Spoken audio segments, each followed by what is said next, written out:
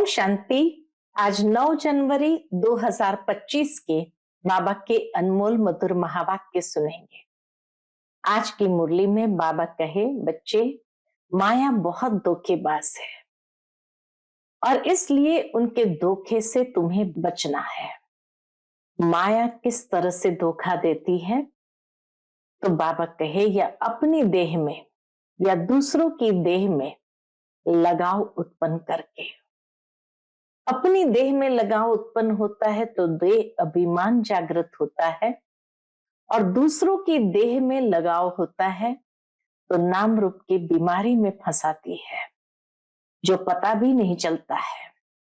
इसलिए बाबा कहे, माया के इस धोखे से तुम्हें बहुत बहुत सावधान रहना है। पढ़ाई के साथ साथ याद की यात्रा के ऊपर भी बहुत अटेंशन चाहिए। ये नहीं पढ़ाई तो पढ़ लिया, याद की यात्रा में कमजोर रहे। बाबा कहे, याद की यात्रा पर भी बहुत बहुत अटेंशन चाहिए, क्योंकि पावन याद की यात्रा से ही बनते हैं। और तीसरी बात जो आज बाबा ने की वो है सेवा की। कि शिव जयंती आती है तो बाबा कहे, अब देखिए बच्चे कितने सेवा में दम चक्कर मचाते हैं। जन जन को जाकर के बाप का परिचय देना है, क्योंकि एक तरफ तो बाप की महिमा भी गाते हैं कि तुम ही माता हो, पिता तुम ही हो, और दूसरी ओर ग्लानि भी करते हैं कि वो सर्वव्यापी है। तो इसीलिए बाबा कहे, तुम्हें मनुष्य को इस अज्ञानता की नींद से जगाना है और बाप का परिचय दे उन्हें जागृत करना है। तो सुनते हैं आज के बाबा के अनमोल मधुर महावाक्य। ओम शांति। मीठे बच्चे, तुम्हें विकर्मों की सजा से मुक्त होने का पुरुषार्थ करना है। इस अंतिम जन्म में सब हिसाब किताब चुकता कर पावन बनना है। आज की मुरली से प्रश्न है, धोखेबाज माया कौन सी प्रतिज्ञा तोड़वाने की कोशिश करती है? उत्तर, तुमने प्रतिज्ञा की है, कोई भी देहधारी से हम दिल नहीं लगाएंगे। आत्मा कहती है, हम एक बाप को ही याद करेंगे, अपनी देह को भी याद नहीं करेंगे। बाप देह सहित सबका संन्यास कराते हैं, परंतु माया यही प्रतिज्ञा तोड़वाती है। देह में लगाव हो जाता है। जो प्रतिज्ञा तोड़ते हैं उन्हें सजाएं भी बहुत खानी पड़ती है। आज की मुरली से पहले गीत है, तुम ही हो माता पिता तुम ही हो। ओम शांति। ऊंच ते ऊंच भगवान की महिमा भी की है और फिर ग्लानि भी की है। अब ऊंच ते ऊंच बाप खुद आकर परिचय देते हैं, और फिर जब रावण राज्य शुरू होता है तो अपनी ऊंचाई दिखाते हैं, परिचय भी देते हैं और प्रैक्टिकल करके भी दिखाते हैं। भक्ति मार्ग में भक्ति का ही राज्य है, इसलिए कहा जाता है रावण राज्य। वह राम राज्य या रावण राज्य, राम और रावण की ही भेंट की जाती है। बाकी वह राम तो त्रेता का राजा हुआ, उनके लिए नहीं कहा जाता है। रावण है आधा कल्प का राजा, द्वापर कलयुग का राजा है रावण। ऐसे नहीं कि राम आधा कल्प का राजा है, नहीं, ये डिटेल में समझने की बातें हैं। रावण आधा कल्प का राजा जरूर है, लेकिन राम के लिए नहीं कहेंगे कि वो आधा कल्प का राजा है। बाबा कहे, इन सब बातों को अच्छी रीति समझना है। बाकी वह तो बिल्कुल सहज बात है समझने की। हम सब भाई भाई है, हम सबका वह बाप एक निराकार है। बाप को मालूम है इस समय हमारे सब बच्चे रावण की जेल में हैं, काम चिता पर बैठ सब काले हो गए हैं। ये बाप जानते हैं। आत्मा में ही सारी नॉलेज है ना, इसमें भी सबसे जास्ती महत्व देना होता है आत्मा और परमात्मा को जानने का। छोटी सी आत्मा में कितना पार्ट नूंदा हुआ है जो बजाती रहती है। देह अभिमान में आकर पार्ट बजाते हैं तो स्वधर्म को भूल जाते हैं। बाबा कहे देह अभिमान में जैसे आ गए, पार्ट बजाया तो अपने स्वधर्म यानी शांति स्वधर्म को भूल जाते हैं। अब बाप आकर आत्म अभिमानी बनाते हैं, क्योंकि आत्मा ही कहती है कि हम पावन बने। तो बाप कहते हैं मामेकम याद करो। आत्मा पुकारती है हे परमात्मा, हे पतित पावन, हम आत्माएं पतित बन गए हैं, आकर हमें पावन बनाओ। संस्कार तो सब आत्मा में है ना। आत्मा साफ कहती है हम पतित बने हैं। पतित उनको कहा जाता है जो विकार में जाते हैं।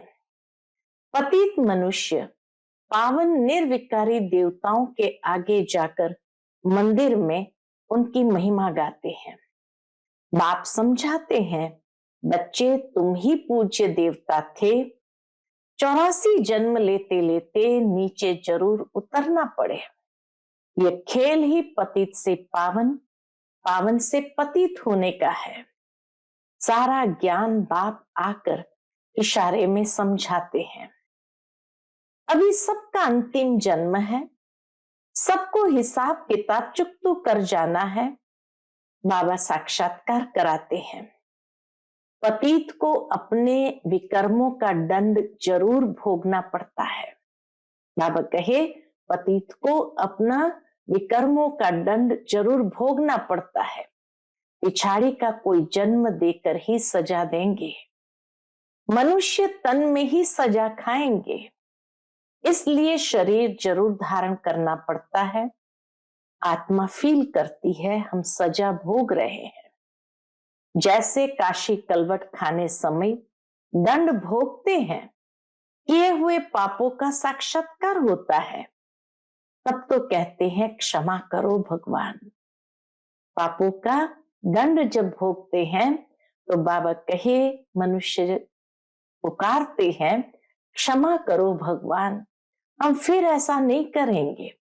ये सब साक्षात्कार में ही क्षमा मांगते हैं। साक्षात्कार करा के दंड दिया जाता है, ये भी एक प्रकार का कायदा है।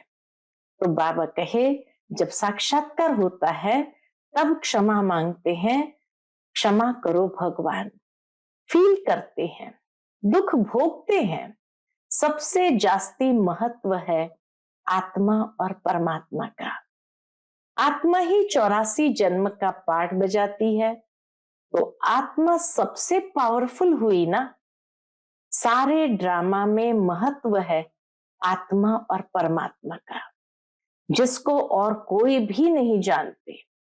एक भी मनुष्य नहीं जानता कि आत्मा क्या, परमात्मा क्या है। ड्रामा अनुसार यह भी होना है। तुम बच्चों को भी ज्ञान है कि यह कोई नई बात नहीं, कल्प पहले भी ये चला था। कहते भी है ज्ञान भक्ति वैराग्य, परंतु अर्थ नहीं समझते हैं।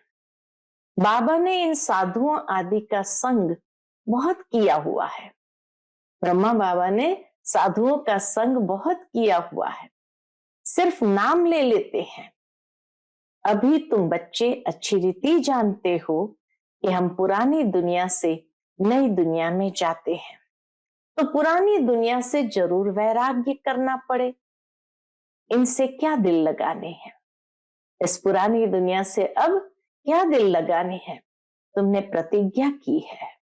बाबा स्मृति दिलाते हैं तुमने प्रतिज्ञा की है, कोई भी देहधारी से दिल नहीं लगाएंगे। आत्मा कहती है हम एक बाप को ही याद करेंगे, अपनी देह को भी याद नहीं करेंगे। बाप देह सहित सबका संन्यास कराते हैं, फिर औरों की देह से हम लगाव क्यों रखें। कोई से लगाव होगा तो उनकी याद आती रहेगी, फिर ईश्वर याद आ न सके। प्रतिज्ञा तोड़ते हैं तो सजा भी बहुत खानी पड़ती है, पद भी भ्रष्ट हो जाता है। इसलिए जितना हो सके बाप को ही याद करना है। माया तो बड़ी धोखेबाज है। कोई भी हालत में माया से अपने को बचाना है। देह अभिमान की बहुत कड़ी बीमारी है। बाप कहते हैं अब देही अभिमानी बनो। बाप को याद करो तो देह अभिमान की बीमारी छूट जाए। सारा दिन देह अभिमान में रहते हैं, बाप को याद बड़ा मुश्किल करते हैं। बाबा जानते हैं जब देह अभिमान में होते हैं तो बाबा की याद बड़ी मुश्किल से आती है। बाबा ने समझाया है, हथ कार दे दिल यार दे। कहते हैं हाथों से काम करते रहो और दिल प्रभु में लगा दो। जैसे आशिक माशुक गंदा आदि करते भी अपने माशुक को ही याद करते रहते हैं। अब तुम आत्माओं को परमात्मा से प्रीत रखनी है तो उनको ही याद करना चाहिए ना। तुम्हारी एम ऑब्जेक्ट ही है कि हमको देवी देवता बनना है, उसके लिए पुरुषार्थ करना है। माया धोखा तो जरूर देंगी, अपने को उनसे छुड़ाना है, नहीं तो फंस मरेंगे, ग्लानि भी होगी, नुकसान भी बहुत होगा। तुम बच्चे जानते हो कि हम आत्मा बिंदी है, हमारा बाप भी बीज रूप नॉलेजफुल है। आत्मा छोटी सी बिंदी और बाप भी बीज रूप नॉलेजफुल है। ये बड़ी वंडरफुल बातें हैं। आत्मा क्या है, उसमें कैसे अविनाशी पाठ भरा हुआ है, इन गुह्य बातों को अच्छे अच्छे बच्चे भी पूरी तरह नहीं समझते हैं। अपने को यथार्थ रीति आत्मा समझे और बाप को भी बिंदी मिसल समझ याद करे, वह ज्ञान का सागर है, बीज रूप है। ऐसा समझ बड़ा मुश्किल याद करते हैं। बीज रूप समझ बड़ा मुश्किल याद करते हैं। मोटे ख्यालात से नहीं, इसमें महीन बुद्धि से काम लेना होता है। हम आत्मा है, हमारा बाप आया हुआ है, वह बीज रूप नॉलेजफुल है, हमको नॉलेज सुना रहे हैं। धारणा भी मुझ छोटी सी आत्मा में होती है। ऐसे बहुत है जो मोटी रीति सिर्फ कह देते हैं आत्मा और परमात्मा, लेकिन यथार्थ रीति बुद्धि में आता नहीं है। आत्मा परमात्मा ये सुना है तो कह देते, तो बाबा उसको कहते ये मोटी रीति से समझा है, ये आत्मा और परमात्मा है, बाकी यथार्थ रीति बुद्धि में आता नहीं। ना से तो मोटी रीति याद करना भी ठीक है, बाबा के फिर भी ठीक है, परंतु यथार्थ याद जास्ती फलदायक है। जास्ती फलदायक है जब यथार्थ रीति स्वयं को आत्मा समझकर बाप को याद करते हैं। वह इतना ऊंच पद पा नहीं सकेंगे, इसमें बड़ी मेहनत है। मोटे रूप से याद करने में इतना ऊंच पद पा नहीं सकेंगे, इसमें बड़ी मेहनत है। मैं आत्मा छोटी सी बिंदु हूं, बाबा भी इतनी छोटी सी बिंदु है, उनमें सारा ज्ञान है। यह भी यहां तुम बैठे हो तो कुछ बुद्धि में आता है, लेकिन चलते चलते यह चिंतन रहे सो नहीं है। बाबा कहे यहां तो है, लेकिन जैसे ही चलते फिरते वह चिंतन रहे सो नहीं है, भूल जाते हैं। सारा दिन वही चिंतन रहे, यह है सच्ची सच्ची याद। आत्मा समझ करके चलना, परमात्मा को याद करना, यह है सच्ची सच्ची याद। कोई सच बताते नहीं है कि हम कैसे याद करते हैं। चार्ट भल भेजते हैं, परंतु यह नहीं लिखते कि ऐसे अपने को बिंदी समझ और बाप को भी बिंदी समझ याद करता हूं। सच्चाई से पूरा लिखते नहीं है। बल बहुत अच्छी अच्छी मुरली चलाते हैं, परंतु योग बहुत कम है। देह अभिमान बहुत है। इस गुप्त बात को पूरा समझते नहीं, सिमरन नहीं करते। याद से ही पावन बनना है। पहले तो कर्मातीत अवस्था चाहिए ना, वही ऊंच पद पा सकेंगे। बाकी मुरली बजाने वाले तो ढेर है। मुरली तो बाबा कहे कई बच्चे सुना देते, लेकिन यथार्थ याद नहीं तो कर्मातीत अवस्था नहीं, फिर उच्च पद कैसे मिलेगा। लेकिन बाबा जानते हैं योग में रह नहीं सकते। विश्व का मालिक बनना कोई मासी का घर थोड़ी है। वह अल्पकाल के मर्तबे पाने के लिए भी कितना पढ़ते हैं। दुनिया में लोग अल्पकाल का मर्तबा पाने के लिए भी कितना पढ़ते हैं। सोर्स ऑफ इनकम अब हुई है, आगे थोड़ी बैरिस्टर आदि इतना कमाते थे, अभी कितनी कमाई हो गई। दिन प्रतिदिन गुना बढ़ते गए तो कमाई भी होती गई। पहले इतना थोड़ी कमाते थे। बच्चों को अपना कल्याण के लिए एक तो अपने को आत्मा समझ यथार्थ रीति बाप को याद करना है, और त्रिमूर्ति शिव का परिचय औरों को भी देना है। सिर्फ शिव कहने से समझेंगे नहीं, त्रिमूर्ति तो जरूर चाहिए। मुख्य है ही दो चित्र, त्रिमूर्ति और झाड़। सीढ़ी से भी झाड़ में जास्ती नॉलेज है। ये चित्र तो सबके पास होने चाहिए। एक तरफ त्रिमूर्ति गोला, दूसरे तरफ झाड़। ये पांडव सेना का फ्लैग झंडा होना चाहिए। ड्रामा और झाड़ की नॉलेज भी बाप देते हैं। लक्ष्मी नारायण विष्णु आदि कौन है, यह कोई समझते नहीं। महालक्ष्मी की पूजा करते हैं, समझते हैं लक्ष्मी आएगी। अब लक्ष्मी को धन कहां से आएगा। 4 भुजा वाले 8 भुजा वाले कितने चित्र बना दिए हैं, समझते कुछ भी नहीं। 8-10 भुजा वाला कोई मनुष्य तो होता नहीं, जिसको जो आया सो बनाया। बाबा कहे भक्ति मार्ग में जिसको जो आया सो बनाया, बस चल पड़ा। बनाया तो फिर चल पड़ा। कोई ने मत दी कि हनुमान की पूजा करो, तो बस चल पड़ा। दिखाते हैं संजीवनी बूटी ले आए, उसका भी अर्थ तुम बच्चे समझते हो। संजीवनी बूटी तो है मन मना भव। विचार किया जाता है जब तक ब्राह्मण न बने, बाप का परिचय न मिले, तब तक वर्थ नॉट अ पेनी है। मर्तबे का मनुष्य को कितना अभिमान है। दुनिया में थोड़ा बहुत भी मर्तबा प्राप्त हो गया तो मनुष्य को कितना अभिमान है। उन्हों को तो समझाने में बड़ी मुश्किलात है। ये अभिमानियों को समझाने में बड़ी मुश्किलात है। राजाई स्थापन करने में कितनी मेहनत लगती है। वह है बाहुबल, यह है योग बल। यह बातें शास्त्रों में है नहीं। वास्तव में तुम कोई शास्त्र आदि रेफर नहीं कर सकते हो।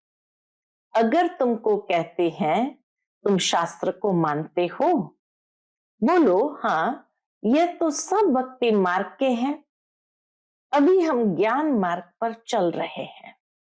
ज्ञान देने वाला ज्ञान का सागर एक ही बाप है। इनको रूहानी ज्ञान कहा जाता है। रूह बैठ रूहों को ज्ञान देते हैं। वह मनुष्य मनुष्य को देते हैं। मनुष्य कभी स्पिरिचुअल नॉलेज दे न सके। ज्ञान का सागर पतित पावन लिबरेटर सदगति दाता एक ही बाप है। बाप समझाते रहते हैं यह करो। अब देखे बाबा ने तो बहुत सारी श्रीमत दे दी, ऐसे ऐसे करो। अब देखे शिव जयंती पर कितना धम चक्कर मचाते हैं। ट्रांसलाइट के चित्र छोटे भी हो जो सबको मिल जाए, तुम्हारी तो है बिल्कुल नई बात, कोई समझ ना सके। खूब अखबारों में डालना चाहिए। आवाज करना चाहिए। सेंटर्स खोलने वाले भी ऐसे चाहिए। अभी तुम बच्चों को ही इतना नशा नहीं चढ़ा हुआ है। बाबा कहे अभी तुम बच्चों को ही इतना नशा नहीं चढ़ा हुआ है। नंबरवार पुरुषार्थ अनुसार समझाते हैं। इतने ढेर ब्रह्मा कुमार कुमारियां हैं। अच्छा, ब्रह्मा का नाम निकाल कोई का भी नाम डालो, राधे कृष्ण का नाम डालो। अच्छा, फिर ब्रह्मा कुमार कुमारियां कहां से आएंगे? कोई तो ब्रह्मा चाहिए ना, जो मुख वंशावली बीके हो। बच्चे आगे चलकर बहुत समझेंगे। बाबा की भविष्यवाणी के आगे चल करके बहुत बच्चे समझेंगे। खर्चा तो करना ही पड़ता है। चित्र तो बड़े क्लियर है। लक्ष्मी नारायण का चित्र बहुत अच्छा है, इसलिए बाबा कहे ये लक्ष्मी नारायण का चित्र बहुत अच्छी तरह से हमारा एम ऑब्जेक्ट है, ये सबको बताओ। अच्छा, मीठे मीठे, सिक्किलधे सर्विसेबल, आज्ञाकारी, फरमान वरदार, नंबरवार पुरुषार्थ अनुसार बच्चों प्रति माता पिता बाप दादा का याद प्यार और गुड मॉर्निंग। रूहानी बाप की रूहानी बच्चों को नमस्ते। हम सब रूहानी बच्चों की रूहानी माता पिता बाप दादा का याद प्यार, गुड मॉर्निंग और नमस्ते नमस्ते।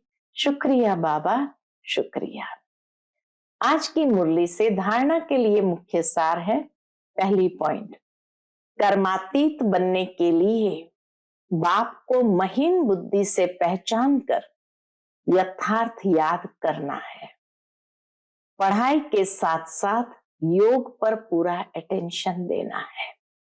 पढ़ाई के साथ साथ योग पर भी पूरा अटेंशन देना है। दूसरी पॉइंट, स्वयं को माया के धोखे से बचाना है। कोई की भी देह में लगाव नहीं रखना है। सच्ची प्रीत एक बाप से रखनी है, देह अभिमान में नहीं आना है।